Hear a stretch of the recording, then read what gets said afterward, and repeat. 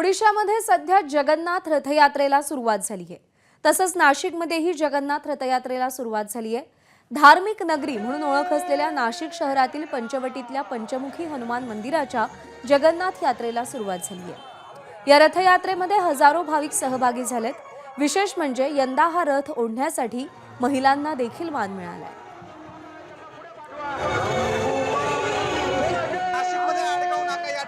पंचमुखी हनुमान मंदिरापासून जगन्नाथ यात्रेला सुरुवात झाली आहे। आपण जर बघतोय या जगन्नाथ यात्रेच्या रथ उत्सवामध्ये मोठ्या प्रमाणात भाविक जे आहेत ते सहभागी झाले।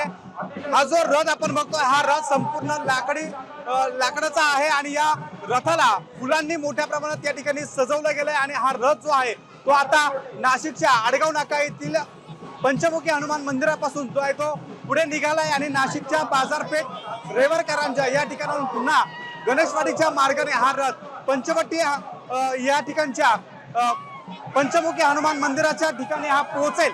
एकदम छान अनुभव आहे। 2 वर्षापासून आज दुसरा वर्ष आहे याचा। एकदम सुंदर वाटतंय, छान वाटतंय, खूप एक्साइटमेंट आहे। काय वाटतं आम्हाला छान वाटतंय। 2 वर्षापासून माझा मुलगा 10 दिवस सेवा करतोय। वय काय माझं 62। मागील वर्षी जर बघितलं तर या रथाचं असं भव्य आयोजन आणि नियोजन करण्यात आलं होतं आणि या रथ ओढण्याचा मान जो आहे तो पुरुषांना देण्यात आला होता। मात्र या वर्षी एक वेगळी संकल्पना करण्यात आली आणि हे रथ ओढण्यासाठी पुरुषांना देखील संधी देत असताना महिलांना देखील संधी देण्यात आली। आपल्यासोबत काही पुरुष आहेत।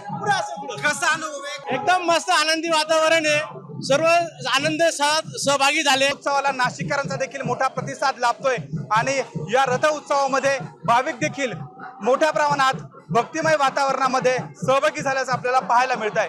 कॅमेरामॅन मयूर बारकेचे सह शुभम बोडके, एबीपी माझा, नाशिक। नमस्कार। मन सुद्धा तुझं ही एबीपी माझावरची वेगळीच मालिका खूप गाजली। हिचा दुसरा सीझन केव्हा येणार अशी अनेकदा विचारणाही झाली, पण आता प्रतीक्षा संपली। लवकरच येतोय सीझन 2। मन शुद्ध तुझं। होई मन शुद्ध तुझं।